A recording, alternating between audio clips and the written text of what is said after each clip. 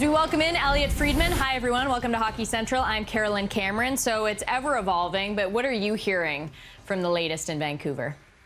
Well, it depends. Like, it's so mixed, Carolyn. As you said, the list grew by one player today. And, as we talked about on the weekend, the NHL basically is looking at it as everybody will be exposed. Whether or not you get a positive test, player, coach, staff member, everyone in that group A, which is the people that are around the team on a day-to-day basis, they're treating it as if you've been exposed. So we're not going to see any movement towards the Canucks coming back in any way, shape, or form until there's multiple days where there's no positive tests. And obviously, because there's a name added today, we're not at that point yet. So I don't think we're at least a week and a half away before we can even think about the possibility of this team playing a game. And the other thing that we're watching here is how the players and staff who've been affected recover. And there are I've heard some stories of people starting to recover and recuperate. And I've heard some other stories of people who started to recover and then the symptoms came back, or they kind of got a little bit worse for a time. So it's such a difficult mix. I mean, if you've seen Ian McIntyre's story today on Bo Horvat, or saw Eric Francis' story today on Brent Sutter, who's Brandon Sutter's dad, there's a lot of concern about the families. And one thing I do believe here too, Carolyn, is I think some players have let it be known that they're not too eager to be away from their families at this time, whether they get their trade potential or even go on a road trip.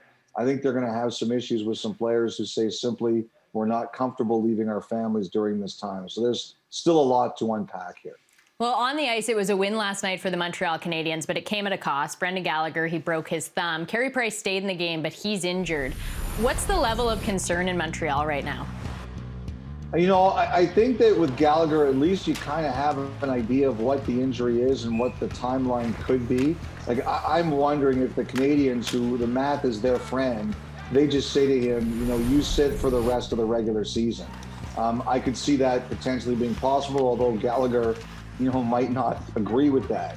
Price, this one's a bit tougher because we don't have clarity yet on what the injury is, if it's groin or knee or what that is there exactly, how serious it is.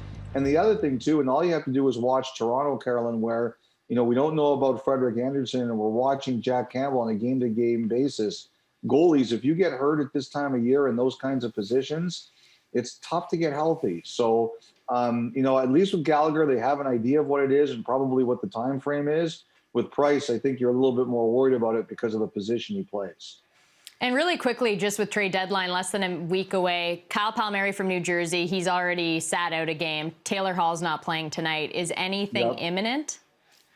Well, I always worry about saying this because I could look really stupid in 5 minutes. But, I was under the impression with Palmieri, Carolyn, it was they're not going to be able to make a deal, so let's just take him out to be safe. I'm under the impression with Hall that if they were going to take him out, they were going to take him out because they were getting close. So I do think there's some traction on Hall. I think there's traction on Palmieri. I just didn't get a sense it was as imminent when it occurred as the Hall one might be.